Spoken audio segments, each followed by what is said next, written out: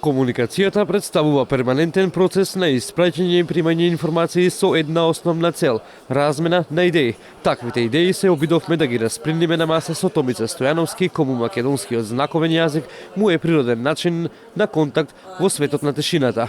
Но, за да го разбереме тој свет на тишината, решивме да поразговараме со Стојановски за важноста од употребата на знаковниот јазик и знаковните толкувачи, односно дали глувите лица добиваат еднаков третман во системот на нашето општество. Дали ова би требало да биде слика за двонасочна комуникација помеѓу тебе и второто лице, меѓутоа третото да биде знаковниот толкувач? Еве, ние сме двајца соговорници, но без толкувач не би можеле ние да разговараме.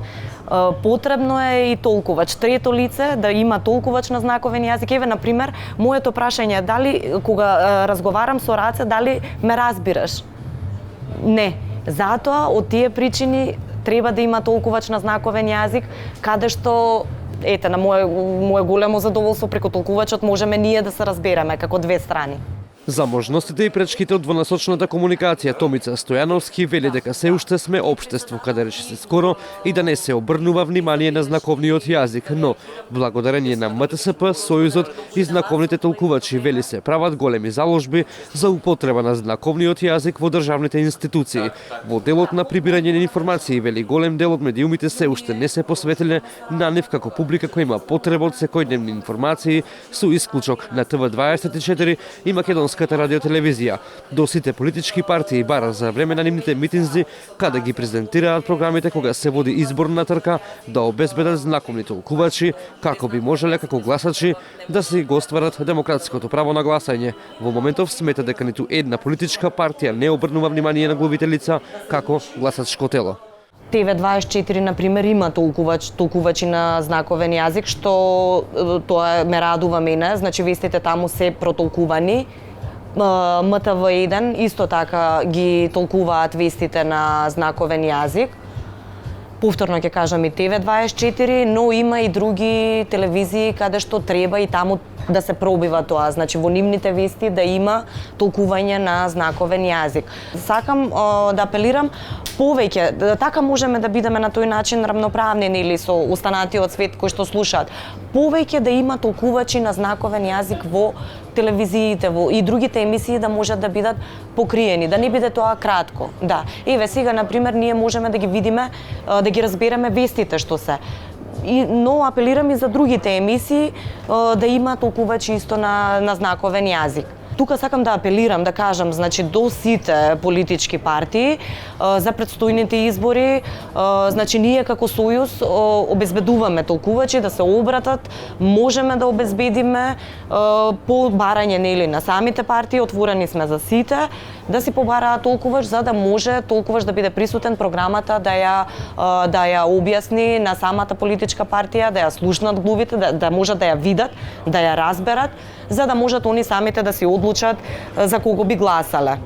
За пропустите во системот на државата во однос на употребата на знаковниот јазик во институциите зборува и генералната секретарка на Сојузот Лиза Велковска. Според Велковска, во судовите за честија знаковните толкувачи по барање на глувите лица, но проблематично е исплатата на знаковните толкувачи. Додека како најголем проблем го нотира во законодавниот дом, тоа што нема ниту еден вработен знаковен толкувач, а е место каде се креираат дневните политики и закони кои пак останувале невидливи за глувите лица.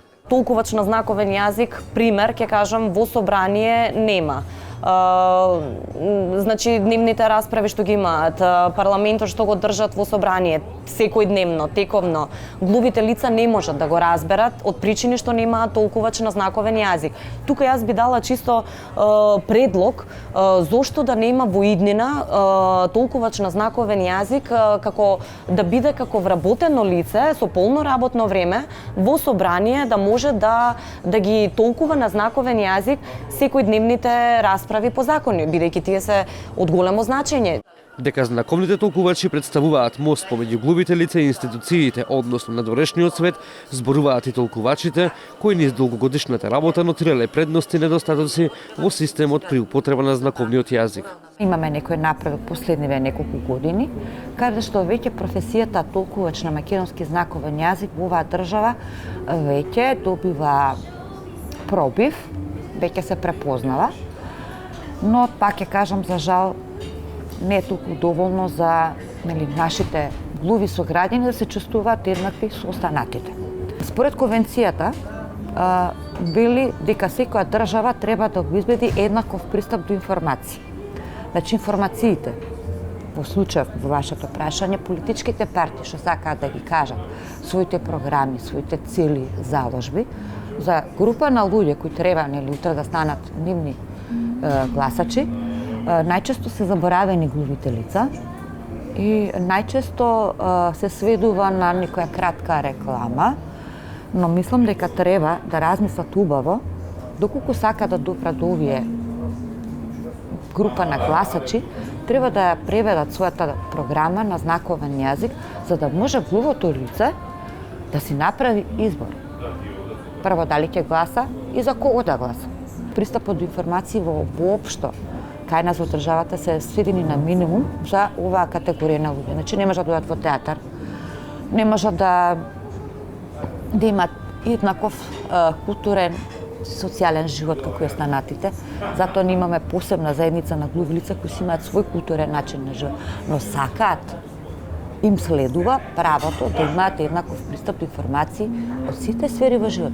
Нотирана проблематична комуникација речиси на секој чекор, од продавачот во месарницата и пекарата матичниот, лекар и фармацевт, па се до таксистот и оневозможеност за остварување на правото на фер и демократско гласање за време на избори се само дел од проблемите со кои се соочуваат глувите лица. Единствено леснителен начин за комуникација за нив се знаковните толкувачи, за кои велат дека бројката треба да биде поголема од сегашната 33 сертифицирани знаковни толкувачи. Правото на употреба на знаковниот јазик во нашата држава е со закон уредено во 2009 година. Поминати се 10 години од неговото донесување, но според познавачите, неговото практицирање, особено во државните институции, е на незадоволително ниво.